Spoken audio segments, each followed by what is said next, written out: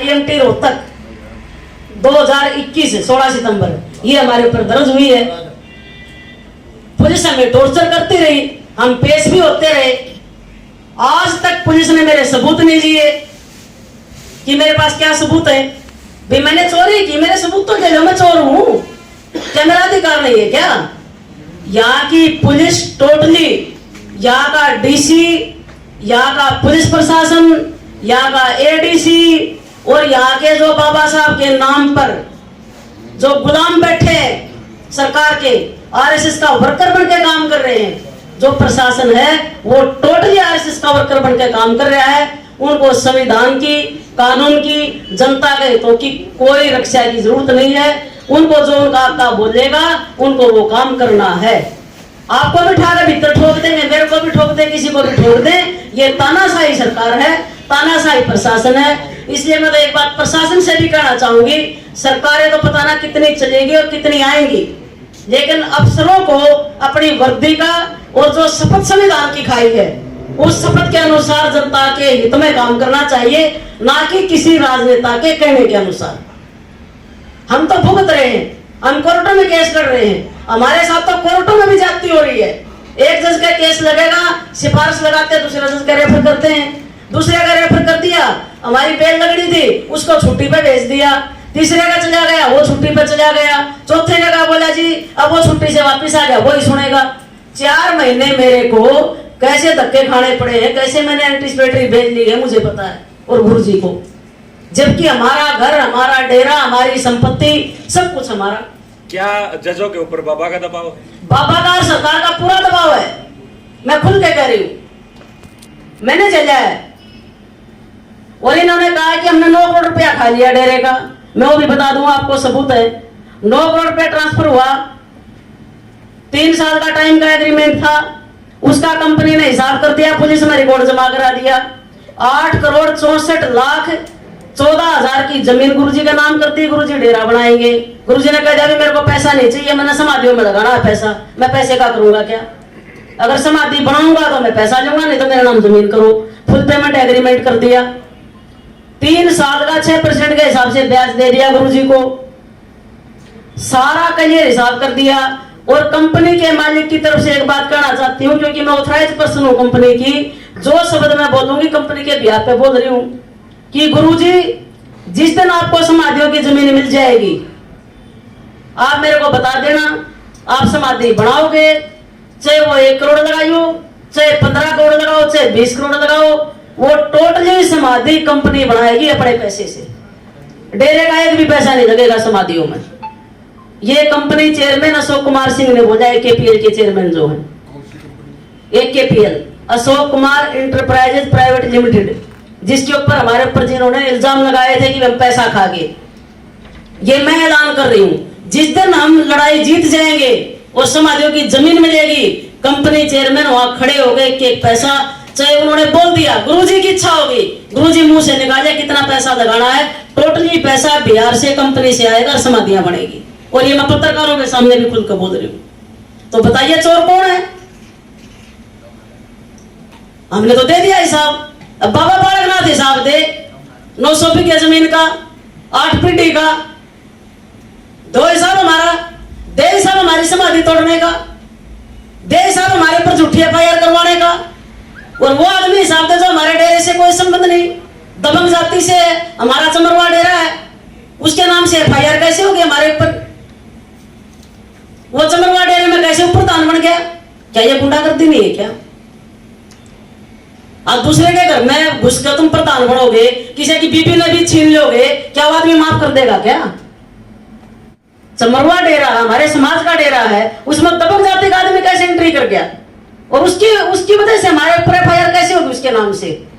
Police ने क्या inquiry की उसमें? ट्रस्ट करती पुलिस में, ट्रस्ट का पैसा है।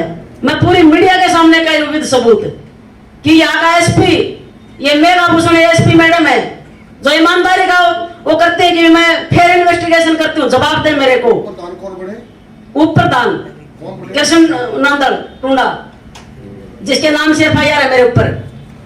अब मैं ट्रस्ट की बात एक और कहना चाह रही हूँ आपको, ये हर बार कहते हैं कि ट्रस्ट का पैसा है। मैं आपके सामने पूछ रही हूँ, बाबा बालकनाथ मेरे को दिखा दें कि ट्रस्ट का कोई खाता हो, ट्रस्ट के बैंक अकाउंट से पैसा गया हो, ट्रस्ट की कोई कार्रवाई हो, ट्रस्ट के नाम पैन कार्ड हो, कुछ तो होगा। ट्रस्ट का पैसा कैसे जाएगा भाई साहब? ट्रस्ट का जो पैसा होगा ट्रस्ट ही देंगे ना प्रस्ताव करके। गुरु रमेश नाथ जी का जो गुरु थे हमारे ओगड़ पीर बाबा शीशराम नाथ जी, उनका पर्सनल अकाउंट था।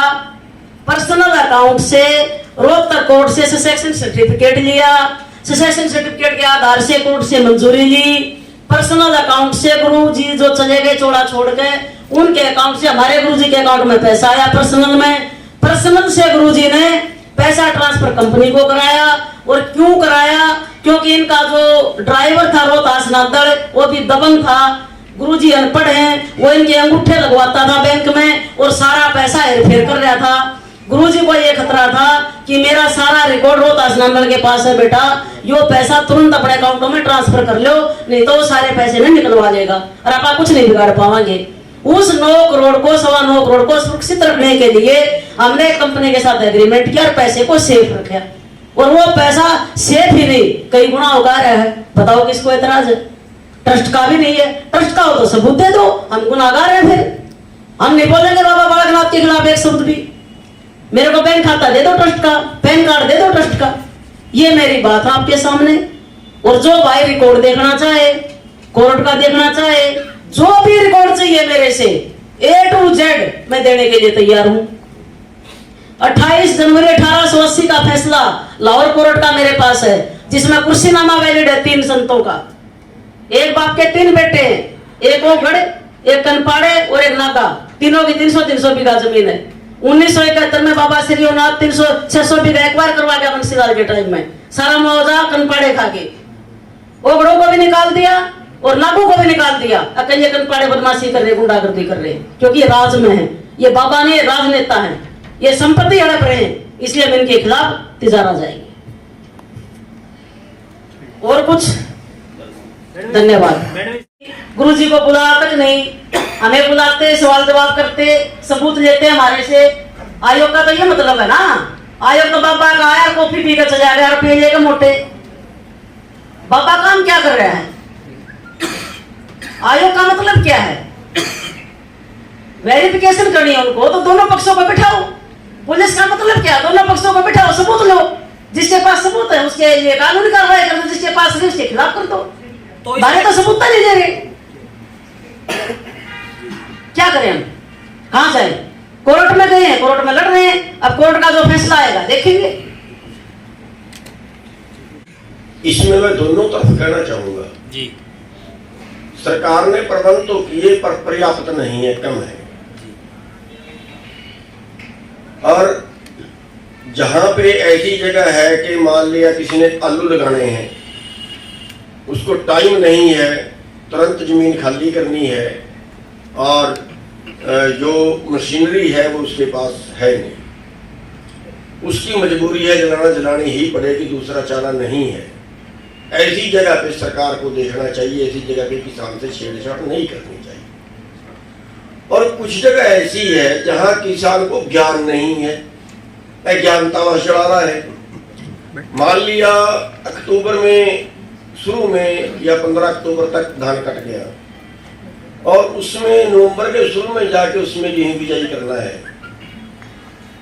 अगर उस पराली को जलाने की बजाय खेत में बा दिया जाए और सिंचाई कर दी जाए, सिंचाई में आधा थैला यूरिया डाल दिया जाए और उसके बाद उसमें गेहूं बिजाई हो, तो गारंटेड है कि 1 क्विंटल गेहूं फालतू निकलेगी।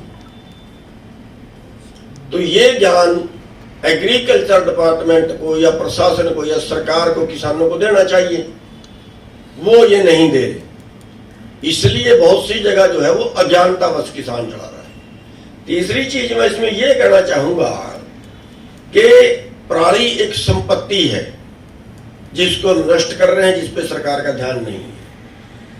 1 क्विंटल पराली से 25 यूनिट बिजली बनती है और जितने शुगर मिले हैं सब में जो है वो बिजली बनाने के प्लांट लगे हुए हैं।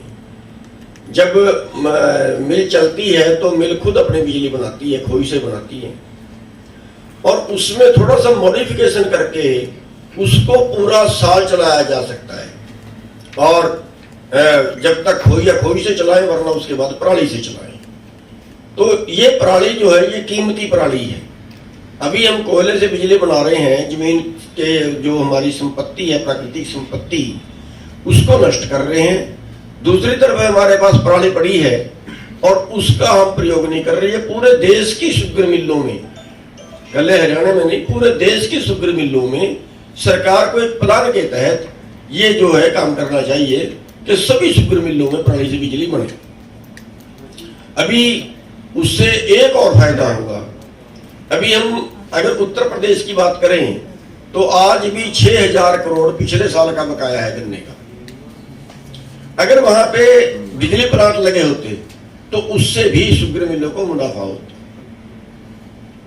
अगर सभी देश की शुगर मिलों में बिजली प्लांट और एथेनॉल प्लांट लग जाएं तो उस देश की टोटल मिलें मुनाफे में चली जाएंगी। तो पराली का जो मैटर है वो गंभीर है। इस पे दोनों तरफ जो है वो बड़ी सलीमता से काम लेना चाहिए। किसान भी वहां ना जलाए जहां उसके पास विकल्प है, और सरकार भी वहां चलान ना करे जहां किसान की मजबूरी है। धन्यवाद। एक SYL का मुद्दा